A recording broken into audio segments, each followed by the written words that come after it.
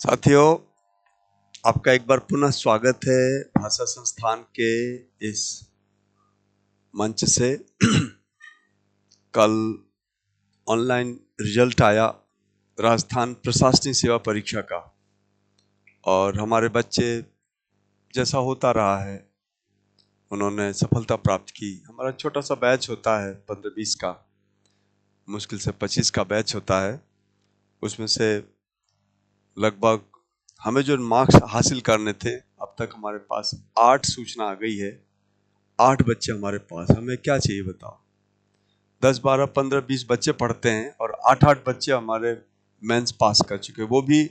और सबने कहा, सबने स्पष्ट रूप से कहा, गुरुदेव इसमें केवल आपकी भूमिका रही, क्योंकि फर्स्ट, सेकंड, थर्ड ने हमने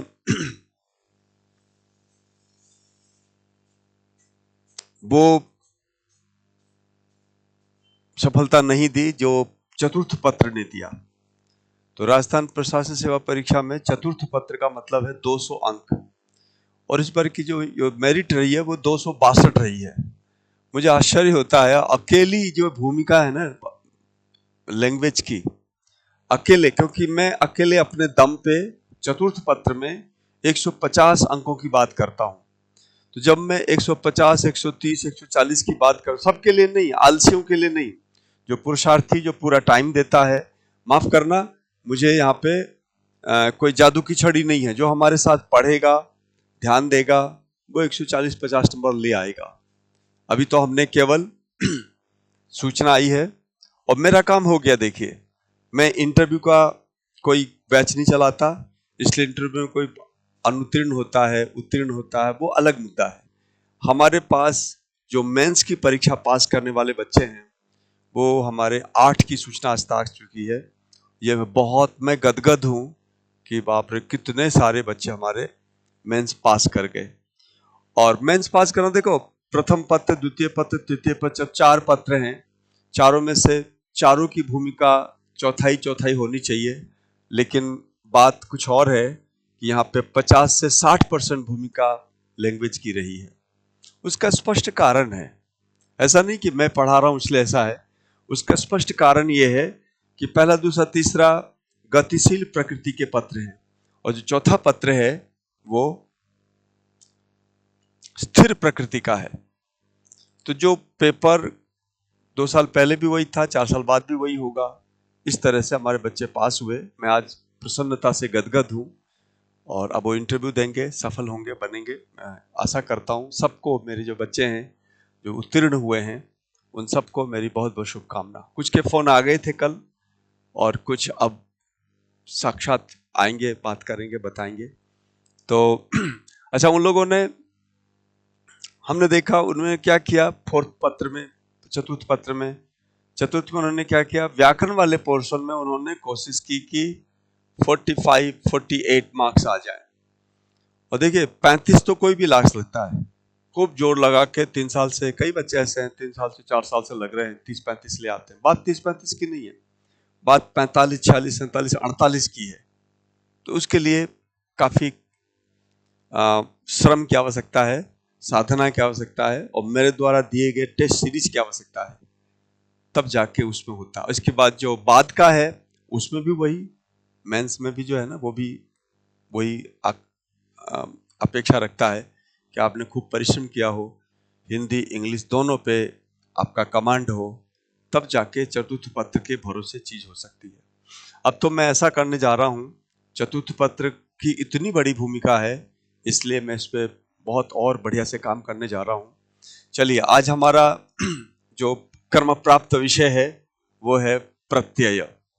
तो जैसा कि मैं हर बार करता हूं, प्रत्यय करने से पहले मैं आपको 5 शब्द देता हूं, और आपसे उम्मीद करता हूं कि आप उन 5 शब्दों को शुद्ध करें।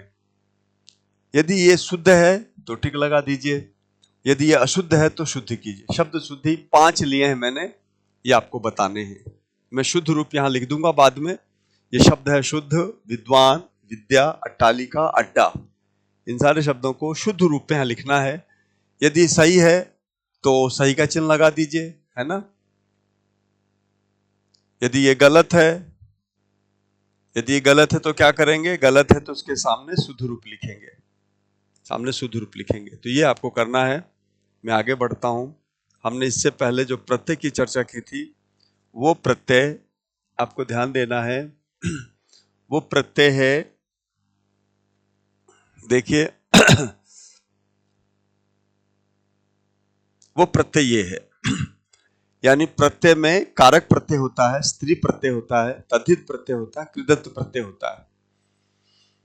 जैसे फर्स्ट सेकंड थर्ड राजस्थान प्रशासनिक सेवा में धोखा हुआ बच्चों से, जो पढ़ के गए वो नहीं आया, जो भी लिखा उन्होंने अपने मन से लिखा। इसी तरह से हिंदी में भी आप पाएंगे कि प्रत्यय 4 प्रकार के हैं। आप कहेंगे हमने कभी सुना नहीं कि भाई कारक प्रत्यय और स्त्री प्रत्यय, तो वो आपने नहीं सुना इसका मतलब ये नहीं कि वो प्रत्यय नहीं होते। तो हवा हम देखते नहीं है लेकिन हवा का अस्तित्व है, ऑक्सीजन हम देखते नहीं लेकिन ऑक्सीजन का अस्तित्व है। ऐसे ही प्रत्यय की जो परिकल्पना है उसमें ये प्रत्यय हैं। कारक प्रत्यय के बारे में बताया था हमने इससे पहले।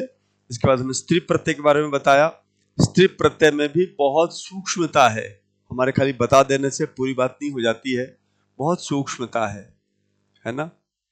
अब जैसे उदाहरण के लिए ये 2 प्रत्ययों की चर्चा कर ली मैंने, कभी इसका प्रश्नोत्तर और लूंगा, हालांकि प्रश्नोत्तर लिया हुआ है मैंने, तो इसकी चर्चा हम फिर करेंगे। तो कारक और स्त्री की चर्चा हम यहाँ पे अभी नहीं कर रहे हैं, कारक और स्त्री हमारा हो चुका है, ठीक है ना, इसकी चर्चा नहीं करेंगे।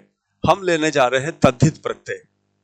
तद्धित प्रत्यय क्या होता है? अच्छा, कारक प्रत्यय देखिए, ने, को, से वगैरह जो है कारक प्रत्यय होता है। स्त्री प्रत्यय क्या है? स्त्री प्रत्यय आ, ई, इका वगैरह वो स्त्री प्रत्यय होते हैं, इसके जुड़ने से स्त्रीलिंग शब्द निर्मित होते हैं। और तद्धित प्रत्यय क्या है? ता, तो, शाह, ता वगैरह जो है तद्धित प्रत्यय है। तो तद्धित प्रत्यय की तीन संवर्ग हैं। एक एकदम सरल सरल 2 शब्द, एक शब्द आएगा, एक प्रत्यय आएगा, जुड़ जाएगा, वो बन जाएगा सरल प्रत्यय।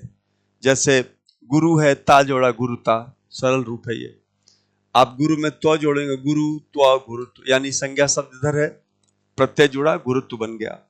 ऐसे ही अनेक शब्द आपने सुना होगा, सर्वनाम है अनेक, तो अनेक से सह जोड़ा, अनेक शाह, ये शब्द बन गया। ऐसे ही अधिकांश सामान्य शब्द है, सामान्य शब्द तह जोड़ा तो बन गया सामान्यतः। तो एक एक संवर्ग ऐसा है प्रत्ययों का तद्धित प्रत्यय में, वो होता है संज्ञा से, सर्वनाम से, विशेषण से। जैसा मैंने बताया, गुरु से त जड़ गुरुता, इसको हम लेते हैं ना, इसको विस्तार से लेंगे। कृदंत प्रत्यय की चर्चा हम बाद में करेंगे।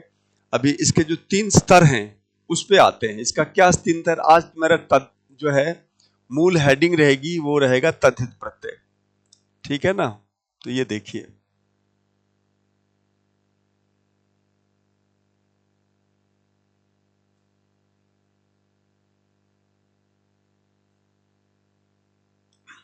मूल हेडिंग हमारा क्या है?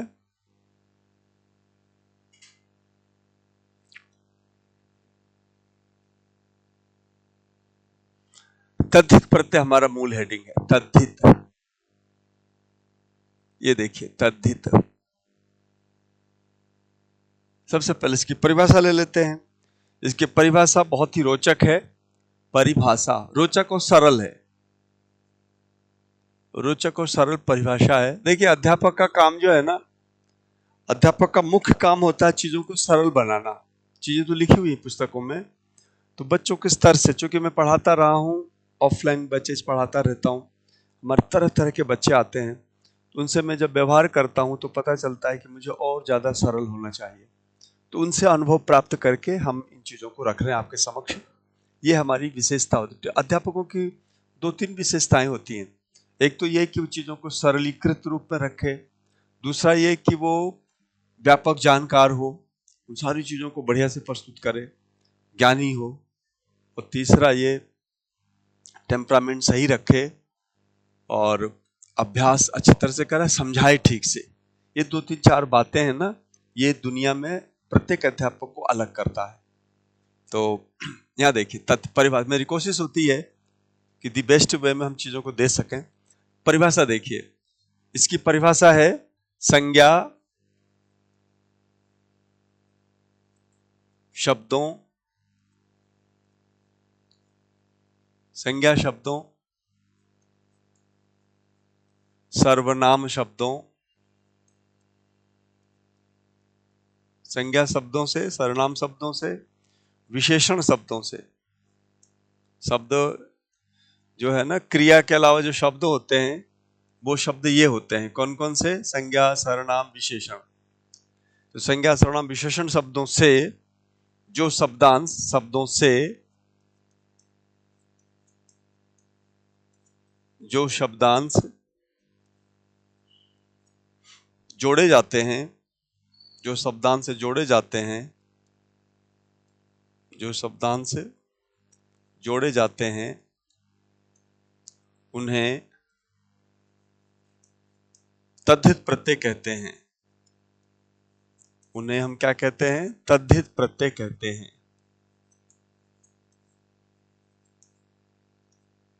तद्धित प्रत्यय कहते हैं।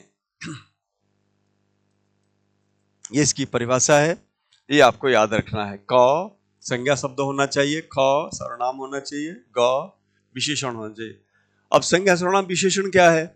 क्योंकि संज्ञा, सर्वनाम, विशेषण जाने बिना हम आगे बढ़ेंगे तो हो सकता है तथ्यों का ठीक से हृदयंगम ना हो पाए, हम ठीक से समझ नहीं पाए। इसलिए संज्ञा शब्दों के विषय में बता दूं मैं आपको। संज्ञा शब्द होते हैं 3 तरह के। एक तो जातिवाचक संज्ञा, जाति, व्यक्ति और भाव, 3 तरह के शब्द होते हैं। तो जातिवाचक संज्ञा क्या है? जैसे लड़का। लड़का क्या है? लड़का पूरी जाति का बोध कराता है, लड़का। व्यक्ति क्या है? मोहन, है ना। और भाववाचक शब्द क्या है? भाव है, गरीबी, है ना। ये शब्द हैं हमारे पास, लड़का, मोहन, गरीबी।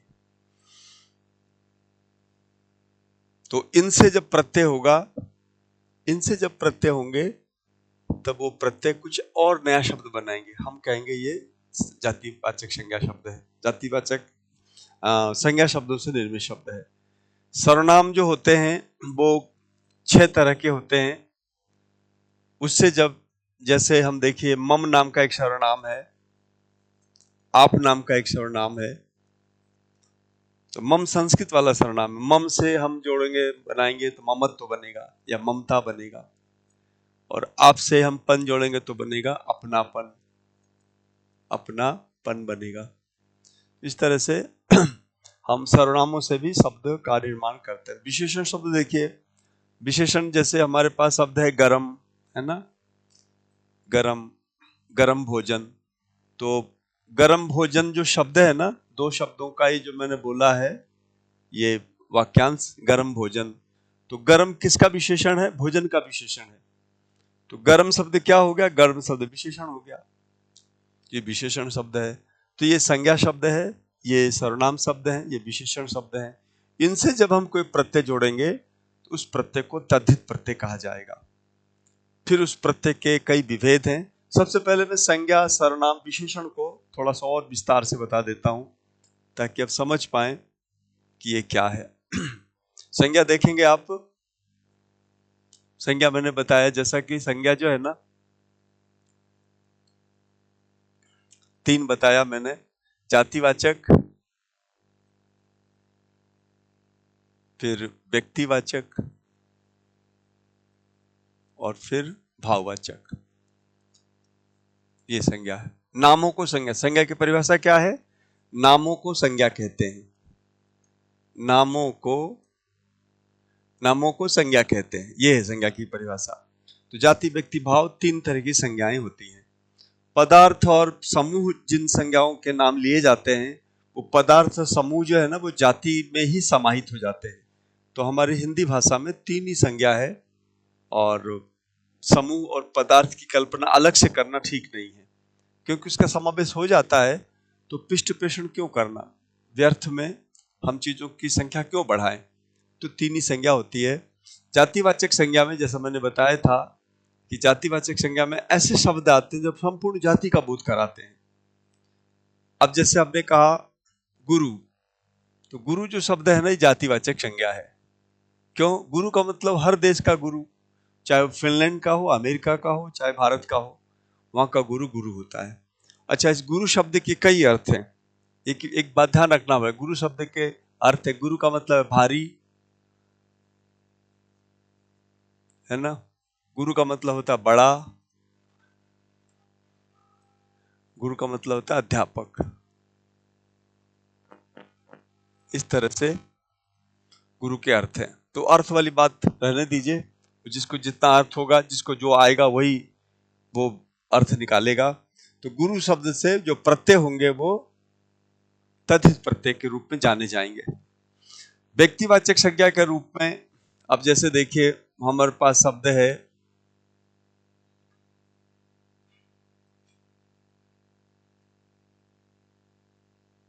भारत। शब्द है भारत, व्यक्तिवाचक संज्ञा है क्योंकि एक देश का नाम है ना। और इसमें यदि आप ये जोड़ देते हैं, क्या जोड़ते हैं? ई, तो क्या बन जाता है? भारतीय। ये बन गया भारतीय। तो हम ये कहेंगे कि भारतीय शब्द जो है ना, वो संज्ञा शब्द से बन के निर्मित हुआ है। इस तरह से संज्ञा शब्दों से हम ऐसा करते हैं। भाववाचक शब्द क्या है? भाववाचक शब्द है जैसे सत्य। सत्य भाववाचक शब्द है। क्यों? क्योंकि सत्य को आप देखते नहीं है, सुनते नहीं है, छूते नहीं है। सत्य एक अनुभूति है। सत्य एक अदृश्य व्यवहार होता है जो केवल अमूर्त रूप में उसका अनुभव किया जा सकता है। तो ऐसे नाम जिनका केवल व्यवहार होता है, जो प्रत्यक्ष अनुभूति गम्य नहीं होते, वो मानसिक रूप से या बौद्धिक रूप से जिसकी हम कल्पना करते हैं या जिसको हम समझते हैं, उसे हम भाववाचक शब्द कहते हैं। तो सत्य एक भाववाचक शब्द है। और सत्य में यदि आप कुछ जोड़ देते हैं, जैसे ता जोड़ दिया, तो सत्यता। सत्यता शब्द क्या हो गया? भाववाचक शब्द से बना हुआ आपका तद्धित शब्द हो गया। ध्यान से सुनिए, सत्य शब्द क्या है? भाववाचक संज्ञा शब्द से निर्मित तद्धित शब्द है, तद्धितांत शब्द। हालांकि सत्य के बाद ता जोड़ा तो सत्यता जो शब्द बना ना, वो भी भाववाचक ही बना। इस तरह से हम संज्ञा शब्दों के बारे में देखा हमने। इसके बाद हम आते हैं संज्ञा के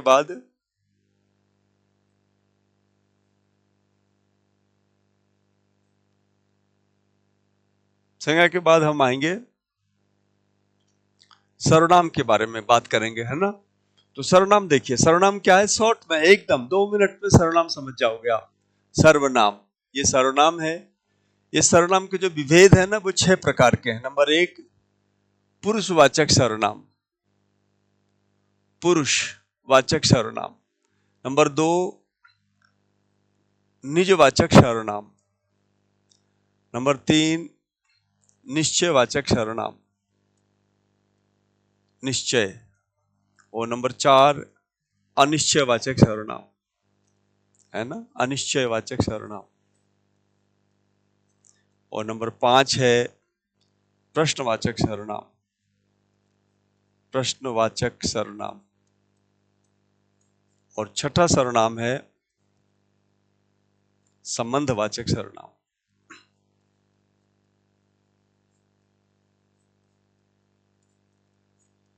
ये सर्वनाम हो गए। तो इससे नहीं, इसके जो विभेद हैं, इसमें जो शब्द हैं, जैसे पुरुषवाचक में आता है, पुरुषवाचक में आएगा मैं और तू, मैं और तू। निजवाचक में आएगा आप। ये सर्वनाम है। देखिए, जरूरी नहीं कि सारे शब्दों से प्रत्यय होते हों। हाँ, सर्वनाम से प्रत्यय होते हो तो वो सर्वनाम से होने वाले प्रत्यय माने जाएंगे।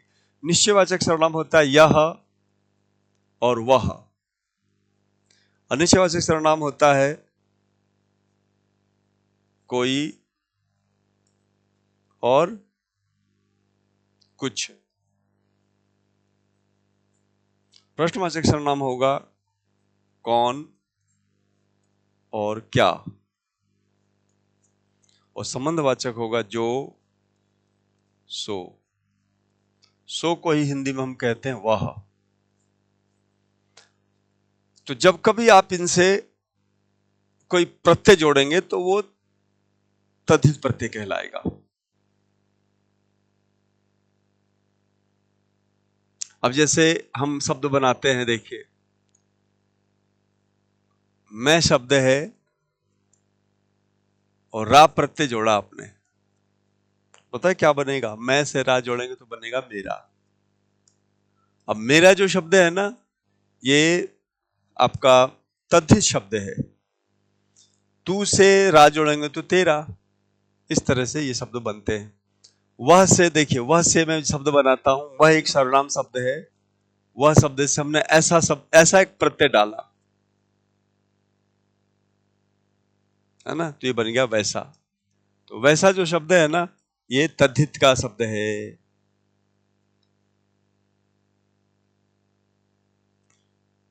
तो इस तरह से हम सर्वनाम शब्दों से जब कोई प्रत्यय जोड़ते हैं, तब इस प्रत्यय को, ऐसा को, रा को हम कहेंगे तद्धित का प्रत्यय।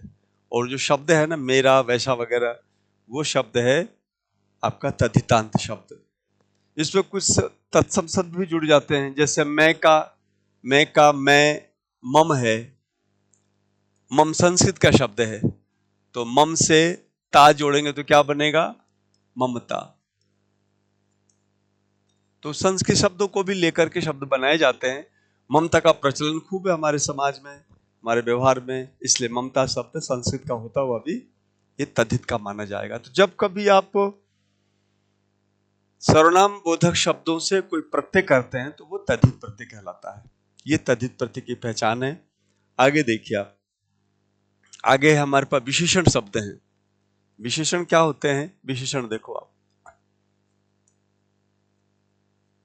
विशेषण बहुत सरल है। विशेषण 4 प्रकार के होते हैं। संज्ञा सर्वनाम शब्दों की विशेषता बताने वाले शब्द विशेषण। गुणवाचक विशेषण, गुणवाचक विशेषण। दूसरा होगा संख्यावाचक विशेषण। 1 2 3 4 5 6 जो है ना, ये सब ये क्या है? संख्यावाचक विशेषण है। आप यहां देखेंगे परिमाणवाचक विशेषण। और चौथा है सार्वनामिक विशेषण। सार्वनामिक विशेषण है ना। तो ये 4 विशेषण हैं। इनसे यदि आप प्रत्यय जोड़ते हो तो वो प्रत्यय भी तद्धित प्रत्यय होगा, शब्द तद्धितांत होगा। जैसे मैं लेता हूं गुणवाचक शब्द, देखिए अच्छा शब्द है। देखिए अच्छा शब्द क्या है? अच्छा शब्द क्या? एक तरह का विशेषण है। राम अच्छा लड़का है, तो अच्छा शब्द क्या है? विशेषण शब्द है। तो अच्छा में आप ई जोड़ दीजिए तो क्या बना? अच्छाई। तो अच्छाई जो है ना, तो अच्छा है गुणवाचक शब्द। अच्छा क्या है? गुणवाचक विशेषण है। ई क्या है? प्रत्यय है। ई प्रत्यय है। और अच्छाई क्या है? तद्धितांत शब्द है। इसके अंत में तद्धित प्रत्यय लगे हुए हैं, इसलिए से कहेंगे तद्धितांत शब्द। तद्धितांत शब्द, ये तद्धितांत है अच्छाई। और भाववाचक है, ये तद्धितांत भी है और भाववाचक है। भाववाचक शब्द है ये। देखा, तो हमने गुणवाचक शब्द से ई जोड़ दिया, अच्छाई बना लिया, और इसको नाम दे दिया आपने तद्धितांत। तद्धितांत शब्द है ये। अच्छा, इसी तरह संख्यावाचक शब्द भी बहुत सारे हैं। जैसे एक शब्द है, एक शब्द से ता जोड़ा तो क्या बना? एकता। ये क्या हो गया? तद्धितांत शब्द हो गया, संख्यावाचक। यानी एक तो हो गया विशेषण शब्द, ता हो गया तद्धित प्रत्यय, और जो शब्द बनेगा तद एकता, वो शब्द हो जाएगा तद्धितांत शब्द, एकता। तो इन सारे प्रकृति प्रत्यय के रूप में सारे शब्दों का बोध होना चाहिए। यदि आपके समझ में आ जाए ठीक से, तो आप हजारों शब्दों के मालिक बन जाओगे। परिमाणवाचक शब्द, जैसे देखिए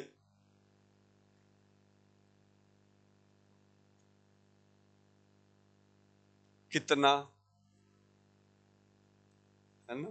कितना जो है ना, ये अपने आप में कौन शब्द से तना प्रत्यय करके, अब कौन शब्द जो है ना, इससे तना प्रत्यय किया। जब कौन से तना किया तो शब्द बना कितना। ये कितना शब्द स्वयं अपने आप में तद्धितांत है। सार्वनामिक शब्द होते हैं, तो सार्वनामिक शब्दों में क्या होता है? जैसे जितने भी शब्द हैं, कौन वगैरह, अभी थोड़ी देर पहले जो सर्वनाम शब्द देखे थे, उन सर्वनामों से यदि कोई शब्द बनाते हो, जैसे वही बनाया मैंने, कौन से, तना, तो कुत्तम, ये जो है ना, ये भी है और ये भी है, दोनों का रूप है।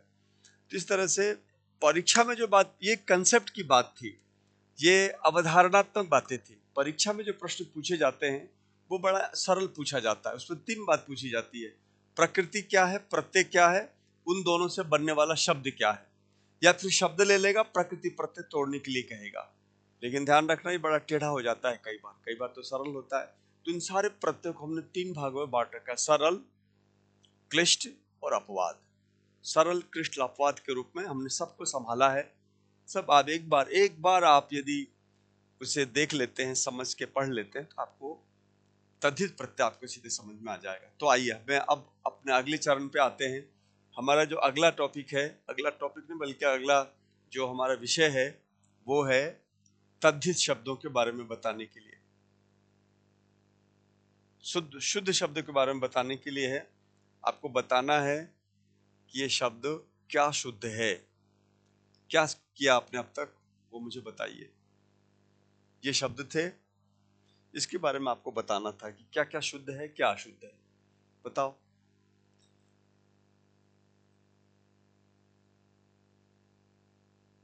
ये सारे शब्द आपको, तो देखिए ये जो शब्द है ना, ये सारे शब्द अशुद्ध हैं, अमानक हैं, शब्द अमानक हैं। देखिए हमारी हिंदी को नियंत्रित करता है भारत सरकार की संस्था केंद्रीय हिंदी निदेशालय।